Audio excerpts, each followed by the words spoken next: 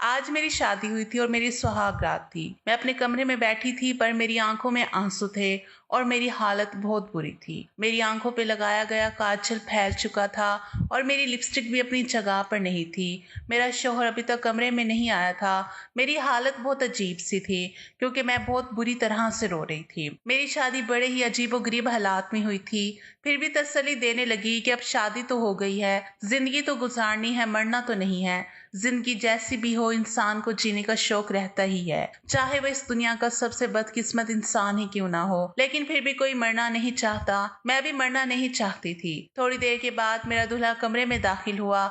जब मैंने उसको देखा तो मेरी आंखों से आंसू निकलने लगे क्योंकि मुझे पता था कि मेरी जिंदगी बहुत बुरी होने वाली है। पर जैसे ही उसने मेरी तरफ देखा और अपने आंसू साफ किए तो मेरे मुंह से चीख निकल गई क्योंकि उसके हाथ में तो मैं ख्वाबों के ख्याल और उमंगों से भरी हुई थी।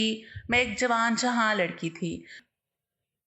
मेरा नाम सदफ है। कुछ ही दिन में मेरी शादी होने वाली थी।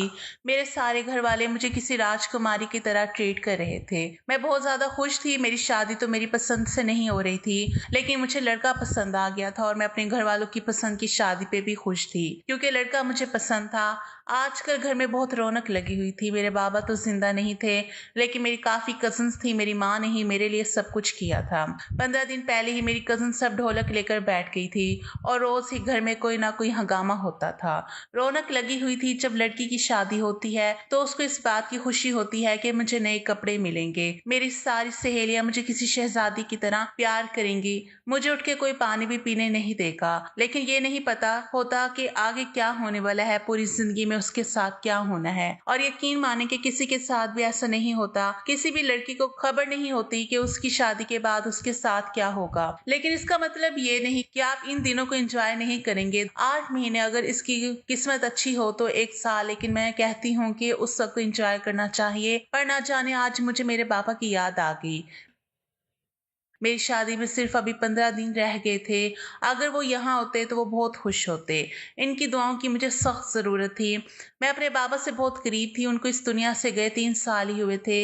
इनके साथ मेरी बहुत ही खूबसूरत और अच्छी यादें थी। अभी से तैयारियां शुरू हो गई थी और लाइट्स वगैरह भी लगने लगी थी। मेरी माँ सब कुछ कर रही थी। उन्होंने कहा कि वो मेरी बहुत अच्छे से शादी करवाएंगी ताकि मुझे हमेशा याद रहे। वैसे देखा जाए तो इन सारी सजावटों को लड़की की जिंदगी पर कोई असर तो नहीं पड़ता है, लेकिन फिर भी इंसान 2 पल की खुशी ही मना लेता है क्योंकि खुशियों कोई आपको प्लेट में सजा कर नहीं देता। खुशियां तो चुरानी पड़ती हैं, इसलिए शायद रस्म और रिवाज को बनाया गया है। मैं छत पर खड़ी थी। छत पर बहुत खामोशी थी। सर्दियों का मौसम आने वाला था। ठंडी ठंडी हवा चल रही थी। मैं सोचने लगी कि मेरी शादी सर्दियों में हो रही है, ये बहुत अच्छी बात है। मुझे कामदार कपड़े पहनने में आसानी होगी और शायद मैं अपने शोहर के साथ हनीमून पर भी जाऊंगी। ठंडे इलाके में शोहर के साथ जाना और सैर हर लड़की का ख्वाब होता है। मेरे लिए भी ये मेरा ख्वाब था। खैर, मैंने अपने आप को ही थाम लिया और आंखें बंद कर ली जब अचानक से किसी ने मेरे मुंह पे हाथ रख के मुझे खींच लिया। उसकी गिरफ्त बहुत मजबूत थी। वो मेरा कोई अपना नहीं था। उसने मेरे साथ बहुत बड़ा जुर्म कर दिया, मेरे साथ ज्यादती कर दी। मुझे याद है कि मेरी आंखों के सामने कोई चिड़िया थी, काले रंग की, या शायद वो उसका निशान था। मुझे और कुछ भी याद नहीं था क्योंकि जब मुझे नीचे उतारा गया मैं बेहोश हो चुकी थी। शायद सब लोग मुझे ढूंढ रहे थे, तलाश करते रहे और 2-4 घंटे के बाद मैं उनको मिली। छत पर बहुत अंधेरा था। घर को रोशनी से सजा दिया गया था। छत के ऊपर कोई लाइट नहीं लगाई गई थी। छत के ऊपर दीवारें भी थी। दीवार इतनी ऊंची बनी हुई थी कि अगर कोई बैठा भी हो तो नजर नहीं आता। इसलिए घर वालों को मेरी तलाश में बहुत परेशानी हो रही थी क्योंकि उस आदमी ने मेरे साथ जबरदस्ती करके मुझे कोने में लाश की तरह रख दिया था। कुछ लोग मुझे ढूंढते हुए छत पर भी आए थे, लेकिन मैं उनको नजर नहीं आई। जब सुबह की रोशनी फैलने लगी तो मैं उनको नजर आई और मुझे अस्पताल ले जाया गया। मेरी हालत बहुत बुरी थी। ये बात सिर्फ मेरी माँ और करीबी रिश्तेदारों को ही पता थी।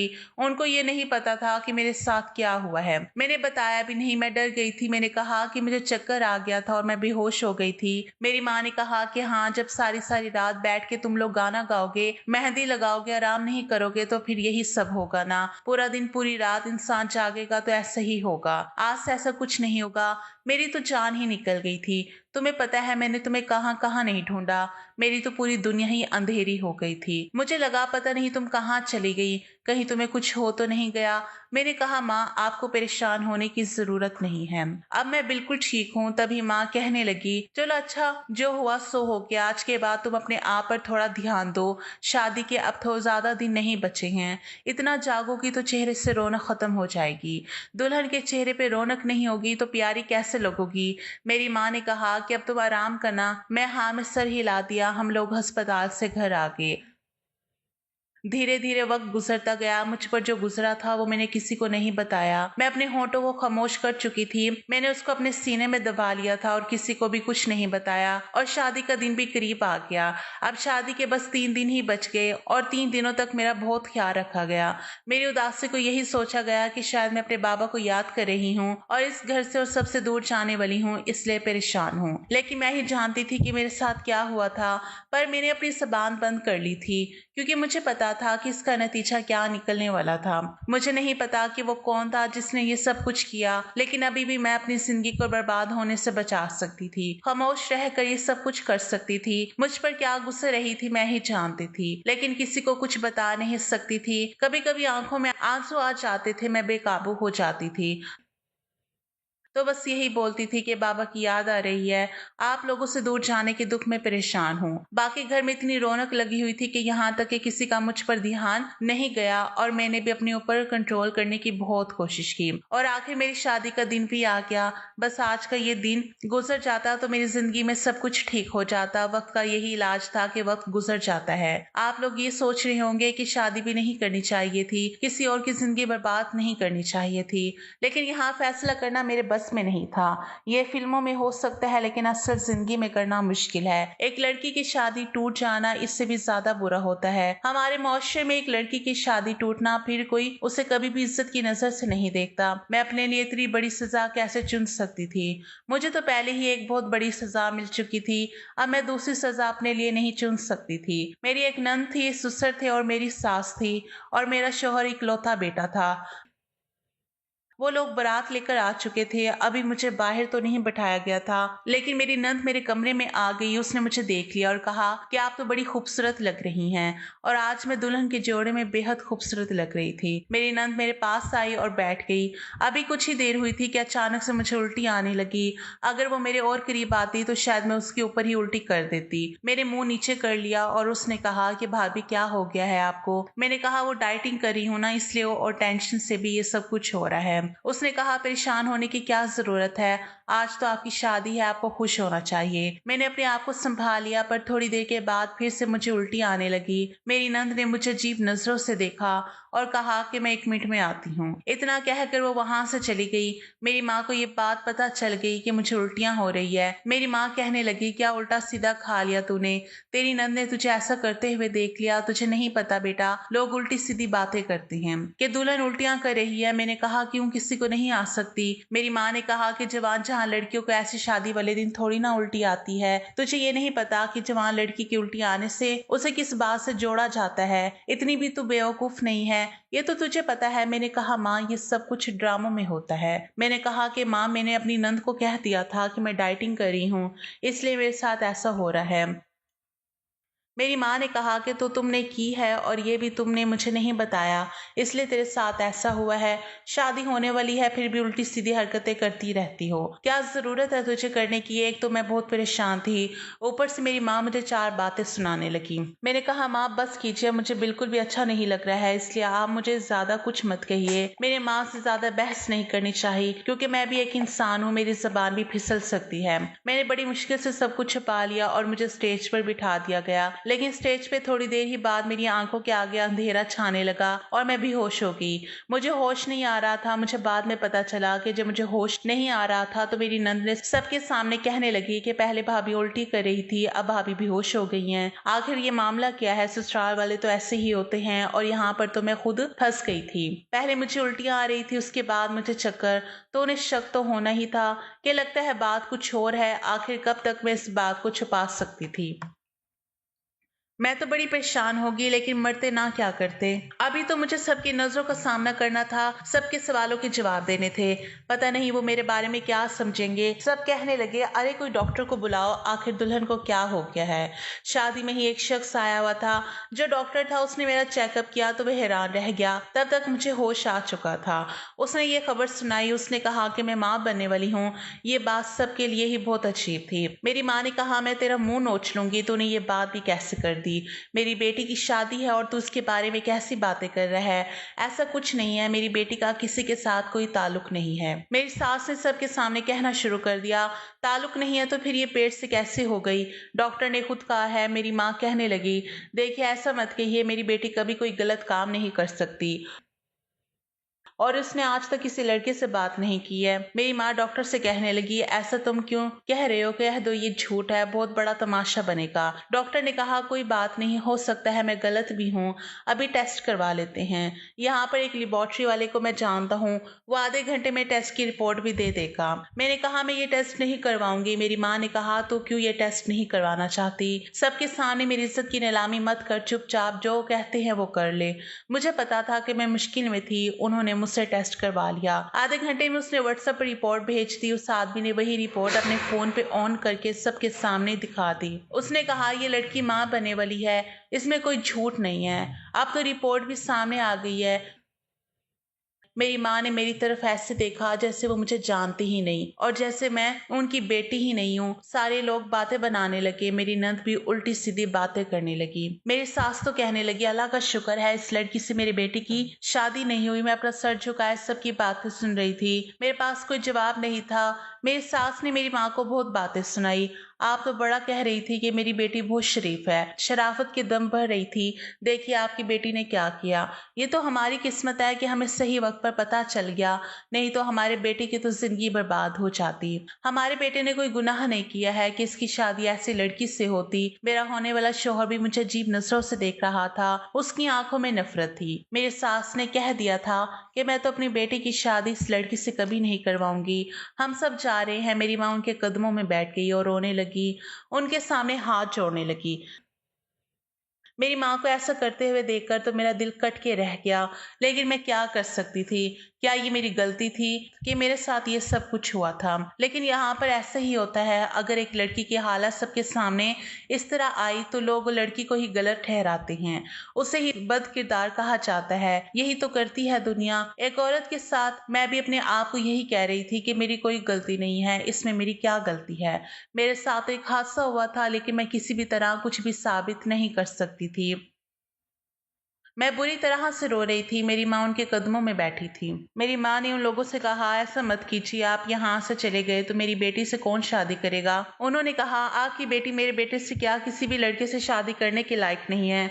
आप चाहती हैं कि हम इस बदनामी की टोकरी को अपने साथ ले जाएं ताकि हम भी जलील होते रहें। आजकल तो लड़कियों का पैर बड़ी जल्दी फिसल जाता है, लेकिन हमें नहीं पता था कि आपकी बेटी भी ऐसी होगी। क्या क्या नहीं हो रहा आजकल, पर इसका मतलब ये नहीं कि आंखों से देखकर मक्खी निगल जाए। वो लोग जाने लगे तो मेरी माँ ने उनके पैरों को पकड़ लिया। मेरी सास कहने लगी, हम यहाँ पर शादी नहीं करने वाले, बस बात खत्म। लेकिन आगे मेरे ससुर ने जो बात कही उसे सुनकर वहां पर जितने भी लोग थे वो सब के सब हैरान हो गए। मेरे भी कदमों तले से जमीन खिसक गई। मेरे ससुर ने कहा कि मैं इस लड़की से शादी करने के लिए तैयार हूँ। ये सुनकर तो मेरी सास के होश उड़ चुके थे। वो कहने लगी, ये तुम क्या कर रहे हो, तुम इससे शादी करोगे। मेरे ससुर ने कहा, मैं इस लड़की की जिंदगी बचाने के लिए इससे शादी करूंगा, वरना इसकी जिंदगी तो बर्बाद हो जाएगी। मेरी सास ने कहा कि मेरे होते हुए इसके साथ शादी कैसे करोगे। तो मेरे ससुर कहने लगे, बस अब मुझे समझाने की जरूरत नहीं है, मैं चाहूं तो शादी कर सकता हूं। तभी मेरी सास कहने लगी, ऐसे कैसे कर लोगे शादी। अगर तुमने शादी के लिए अपना एक कदम भी आगे बढ़ाया तो मुझसे बुरा कोई नहीं होगा, मैं तुम पर केस कर दूंगी। तभी मेरे ससुर कहने लगे, तुम्हें जो करना है कर लो, केस करना चाहती हो तो कर दो, कोर्ट में मुझे लेकर जाना चाहती हो तो लेकर चली जाना, लेकिन इतना जान लेना, तुमने अगर मुझ पर केस किया तो मैं तुम्हें छोड़ूंगा नहीं, मैं तुम्हें अपने घर से निकाल दूंगा। तुम घर से बेघर हो जाओगी। मेरे ससुर की बातें सुनकर मेरी सास खामोश हो गई। मेरा जो होने वाला शौहर था अपने बाप पर चलाने लगा। तभी मेरा ससुर कहने लगे, खामोश हो जाओ, तुम एक लफ्ज भी नहीं बोलोगे। अगर तुम्हें हिम्मत है तो फिर कर लो इस लड़की से शादी। वो अपनी नजर झुकाकर माँ के पीछे हो गया। तभी मेरे ससुर ने कहा, अगर मुझसे किसी ने भी इस बारे में अब बात करने की कोशिश की तो मुझसे बुरा कोई नहीं होगा। मेरे ससुर की उम्र मुझसे कहीं ज्यादा थी। उनकी उम्र लगभग 45 साल हो गई। दिखने में हट्टे कट्टे थे। उन्हें देखकर कोई नहीं कह सकता था कि उनके 2 जवान बेटा बेटी भी हैं। मेरी सास भी ज्यादा बड़ी नहीं थी। खैर, मेरे ससुर मुझसे शादी करने के लिए तैयार हो गए। मेरी माँ ने उन्हें ऐसे देखा जैसे वो मेरी माँ के लिए मसीहा है। मेरी सास की हालत अजीब सी हो गई। उन्होंने कहा कि तुम इस लड़की से शादी नहीं करोगे। तो उन्होंने कहा, मैं मर्द हूँ, मैं जिससे चाहूँ शादी कर सकता हूँ। तुम मुझे रोकने वाली होती कौन हो? मैं उस लड़की की जिंदगी बचाने के लिए इससे शादी करूंगा। मेरी माँ ने फौरन हाँ कह दिया। उन्होंने कहा, अभी सख्त शादी होगी। मेरी सास और मेरा होने वाला शोहर और मेरी नंद वहां से वापस चले गए। उन्होंने नाराजगी का इजहार किया और वो वहां से चले गए।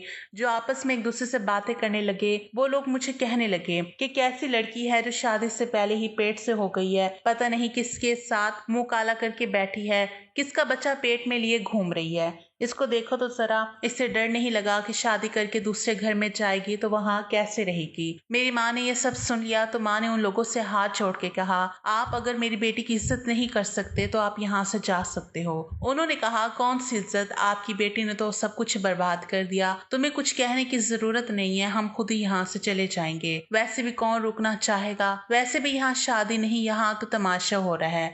लो भाई, आया था कोई लड़का शादी करने के लिए, अब इससे अधीर उम्र का आदमी शादी करने के लिए तैयार है। वो औरतें हंसने लगी, सब लोग चली गई। मुझे वापस कमरे में ले जाया गया। मैंने अपनी माँ से कहा कि मैं इस बूढ़े से शादी नहीं करूंगी। तो मेरी माँ ने मेरे मुंह पर थप्पड़ दे मारा। मेरी माँ ने कहा, तो उससे शादी नहीं करेगी? अगर तुझसे शादी नहीं करेगी तो तुझसे कोई शादी नहीं करेगा। और मुझ में अब इतनी हिम्मत नहीं है कि मैं तुझे माँ बनाकर अपने साथ रखूं और लोग मुझे ताने दे, मेरा जीना मुश्किल करें, मेरा जीना हराम करें। इससे अच्छा है कि तू उस आदमी से शादी कर ले। तूने एक बार भी नहीं सोचा मेरी इज्जत के बारे में। बिना बाप के तुझे मैंने कैसे पाला है, ये मैं ही जानती हूँ। मैंने अपने बारे में कभी नहीं सोचा, मैंने सिर्फ तुम्हारे बारे में सोचा। लेकिन तुमने मेरी इज्जत का जरा भी ख्याल नहीं किया। तूने मेरी इज्जत का सौदा कर दिया। मैंने अपनी माँ से कहा, माँ एक बार मेरी बात तो सुन ले, मैं आपको सब कुछ बताती हूँ। मेरी माँ ने कहा, कुछ भी बताने का वक्त नहीं है। एक दुल्हन जिसकी शादी है और पता चलता है कि वो अपनी शादी वाले दिन ही पेट से है, तो फिर ऐसी लड़की का मुआवजा क्या करेगा? तुझे पता है, अरे तुझे तो खुश होना चाहिए, एक नेक आदमी ने तेरे साथ शादी करने की हामी भर ली। अब तेरी इससे शादी हो जाएगी, तुझे इसका नाम मिल जाएगा, तो इसके घर में चली जाएगी, तेरा खुद का घर हो जाएगा। अब इससे ज्यादा तुझे और क्या चाहिए? मैंने कहा, आपने उसकी बीवी को नहीं देखा, वो मेरे साथ क्या करेगी? वो मुझे कभी चैन से नहीं रहने देगी। मेरी माँ ने कहा, ये तेरी परेशानी है, मेरी नहीं। वहां जाकर तुझे ये सब कुछ संभालना होगा। अभी यहाँ जो हो रहा है ये मेरी परेशानी है और मुझे इस परेशानी से निकलना है। इस परेशानी के साथ मैं चैन से नहीं जी पाऊंगी। मैंने कहा, माँ मैं आपके लिए परेशानी बन गई हूँ, मैं आपकी बेटी हूँ। मेरी माँ ने कहा, जब बेटियां पैदा होती हैं तो लोग परेशान हो जाते हैं। अब मैं खामोश हो गई क्योंकि मेरी माँ ने ही मेरा फैसला कर दिया था। अब मैं कुछ बोलना नहीं चाहती थी। मैं बैठी रही जिंदा लाश की तरह जिसमें कोई जान नहीं थी। मेरी शादी मेरे ससुर के साथ हो गई जिसका नाम सलीम था। अब वो मेरा शौहर था। आधे से ज्यादा रिश्तेदार जा चुके थे। जो खड़े थे वो सिर्फ तमाशा देखने के लिए ही खड़े थे। कुछ ऐसे थे जो मेरी माँ को तसल्ली भी दे रहे थे, लेकिन साथ ये भी कह रहे थे, आपने अपनी बेटी की अच्छी परवरिश नहीं की है। आपका शौहर भी तो इस दुनिया में नहीं था ना, और आप कमाई में लग गई, आपने बेटी को छोड़ दिया। काश कि आपने थोड़ा सा ख्याल किया होता तो आज ये हम सबके लिए इतनी बड़ी बदनामी की वजह ना बनती। मेरी माँ सबकी बातें सुन रही थी। पता नहीं कि किस तरह ये सब कुछ बर्दाश्त कर रही थी, किस तरह से वो सब कुछ सुन रही थी और कहाँ से इतनी हिम्मत लेकर आ रही थी, वही जानती थी। खैर, मेरी शादी हो गई। मेरे शौहर ने कहा कि मैं तुम्हें फिलहाल अपने घर तो नहीं लेकर जा सकता, क्योंकि इस वक्त मेरी बीवी वहां पर बहुत गुस्से में होगी और कोई ना कोई बात जरूर करेगी। लेकिन मेरी एक रिश्तेदार है, हम उनके घर जाएंगे, एक हफ्ता वहीं पर रहेंगे और उसके बाद जब मामला ठंडा हो जाएगा तो अपने घर ले जाऊंगा। मेरी माँ ने मेरे शौहर से कहा, देखिए आपने बहुत बड़ा एहसान किया है हम पर। मेरी बेटी से गलती हुई है, वो जवान है और उससे गलती हो सकती थी।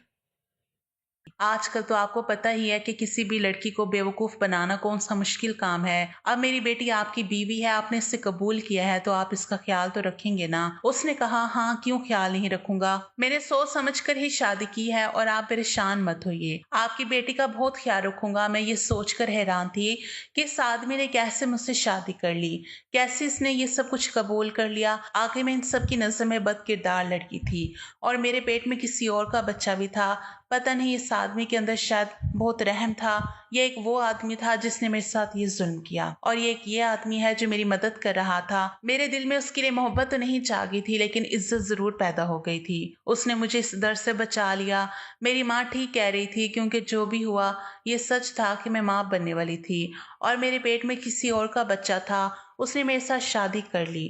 खैर 2-4 घंटे में अपनी माँ के घर ही बैठी थी लेकिन ना मेरी माँ मुझसे कोई बात कर रही थी और ना ही कोई और मैंने अपनी माँ से कहा, अगर मेरी परवाह नहीं है आपको तो फिर क्यों कह रही थी कि मेरी बेटी का ख्याल रखना। मेरी माँ ने कहा, चाहे कुछ भी हो तू मेरी बेटी है लेकिन जो तुमने किया है इसके लिए मैं तुझे कभी माफ नहीं करूंगी। अपने घर चली जा और वापस मेरे घर आने की कोई जरूरत नहीं है, बार बार चक्कर लगाने की कोई जरूरत नहीं है। मैंने कहा, माँ मैं आपको सब कुछ बताना चाहती हूँ, क्यों मुझे किस्सा सुनाकर मेरा दिल जलाना चाहती हो, क्या बताओगी मुझे, कैसे उस लड़के से मिली थी तुम, लोग एक दूसरे से मिलते थे, अगर तुम किसी और लड़के को पसंद करती थी तो फिर तुमने शादी के लिए हाँ क्यों की, तुमने पहले मुझे क्यों नहीं बताया कि तुम किसी और लड़के को पसंद करती हो, मैं तुम्हारी शादी उसी से हंसी खुशी करवा देती, तुम्हें इतना तमाशा करने की क्या जरूरत थी।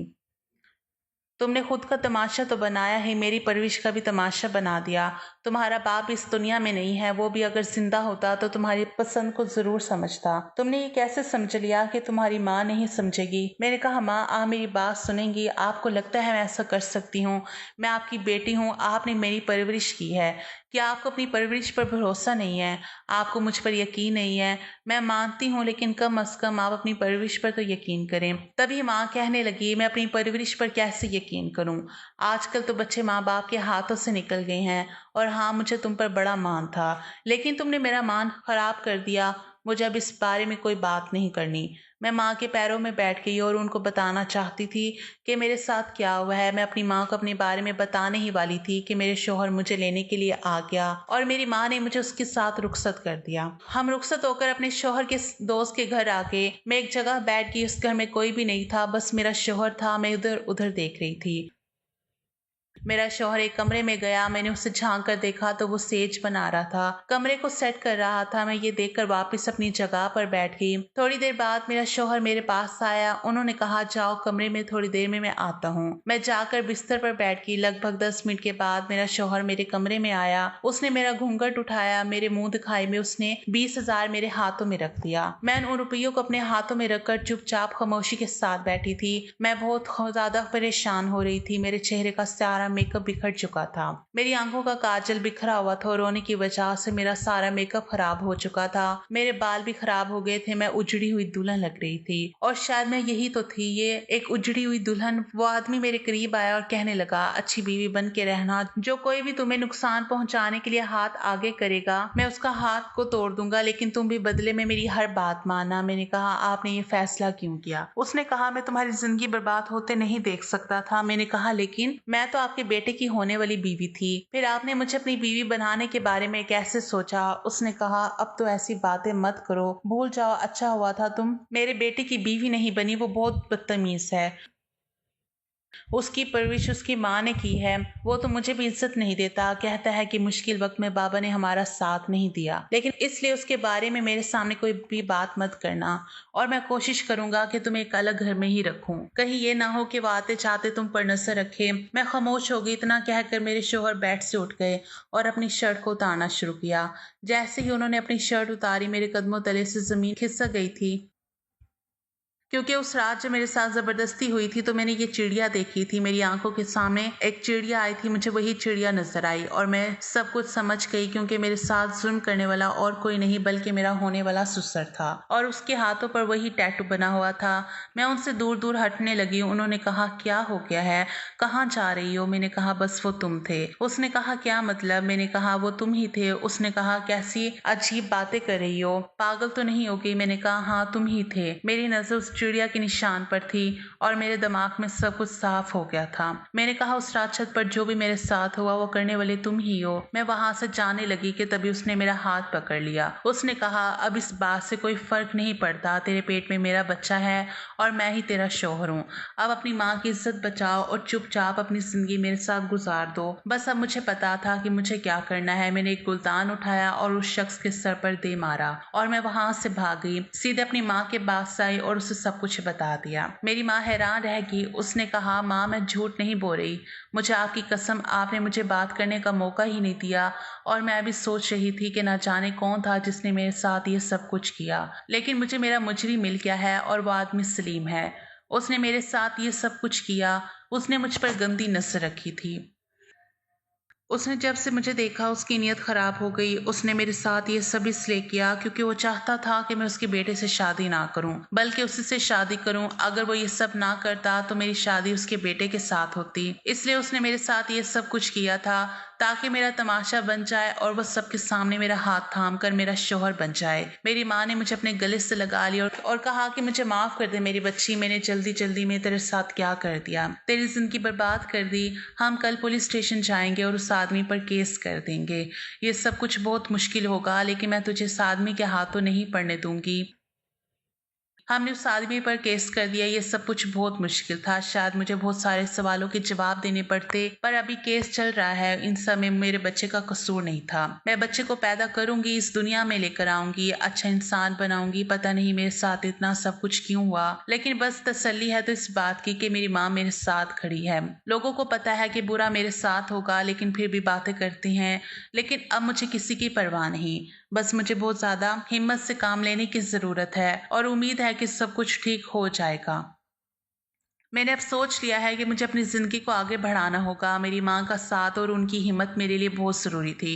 पुलिस स्टेशन जाने के बाद केस दर्ज करवा दिया तो फिर पुलिस ने मेरी बात ध्यान से सुनी। जो भी मैंने उस रात देखा और महसूस किया, सब कुछ पुलिस ने दर्ज कर लिया। मुझे सपोर्ट दिया और कहा कि आपको डरने की ज़रूरत नहीं। इस बात में मुझे थोड़ा सा इस आदमी ने यकीन दिलाया। मेरे केस की सुनवाई का दिन आया और मैं कोर्ट में गई। जब मैंने अपना बयान दिया तो मेरी आवाज़ थोड़ी कांप रही थी, लेकिन माँ ने इतनी हिम्मत दे रखी थी। मैंने बताया कि वो मेरा सिर्फ शौहर नहीं बल्कि मेरा मुजरिम है। कोर्ट में वो आदमी खड़ा था, उसकी आंखें गुस्से से भरी हुई थी, लेकिन इस बार मुझे उससे डर तो नहीं लग रहा था। मेरे बयान के बाद मेरी माँ खुद को संभालते हुए बोली, ये लड़की मेरी बेटी है, इसने जो भी झेला है इसकी कहानी सुननी चाहिए। मेरे दिल में खुशी थी कि मेरी माँ मेरे लिए खड़ी थी। कोर्ट की सुनवाई के बाद मुझे समझ आ गया कि मुझे सिर्फ अपनी जिंदगी के लिए नहीं बल्कि उन सभी लड़कियों के लिए भी लड़ना है जो ऐसे ही मुश्किल वक्त से गुजर रही हैं। मुझे खुद पर यकीन था और मैं चाहती थी कि मेरी कहानी दूसरों तक पहुंचे ताकि वो भी समझ सके कि इन्हें कभी अपने हक के लिए लड़ना नहीं छोड़ना चाहिए। जब कोर्ट का फैसला सुना तो मेरी माँ और मैं खुश थी। सलीम को सजा मिल गई थी, लेकिन मैं जानती थी सबके बाद भी मेरे लिए बहुत कुछ नया शुरू करना होगा। मैं अपने बच्चे को पैदा करने का फैसला किया और इस बार मुझे अपने लिए सोचना था। मेरी माँ ने मेरी तरफ देखते हुए कहा, तुम्हें अपनी जिंदगी की शुरुआत करनी चाहिए। 9 महीने बाद मेरा बच्चा मेरी जिंदगी में आया। जब मैंने उसे गोद में उठाया तो मुझे महसूस हुआ कि मेरी सारी तकलीफ खत्म हो गई है। मैं एक यतीम खाने में काम करने लगी। वहां पर जितने भी यतीम बच्चे थे उन बच्चों का मैं देखभाल करने लगी। वहां पर मेरी मुलाकात अब जिस लड़के से हुई उस लड़के को सारी हकीकत बता दी। एक दिन वो मेरे पास आया और उसने आकर कहा कि वो मुझसे प्यार करता है और मेरा हाथ थामना चाहता है और मेरे बच्चे के साथ मुझे अपनाना चाहता है। दोस्तों, अब आप ही मुझे बताइए, क्या मुझे उससे शादी कर लेनी चाहिए? क्या मुझे अपने बच्चे के साथ ही अकेली जिंदगी गुजारनी चाहिए?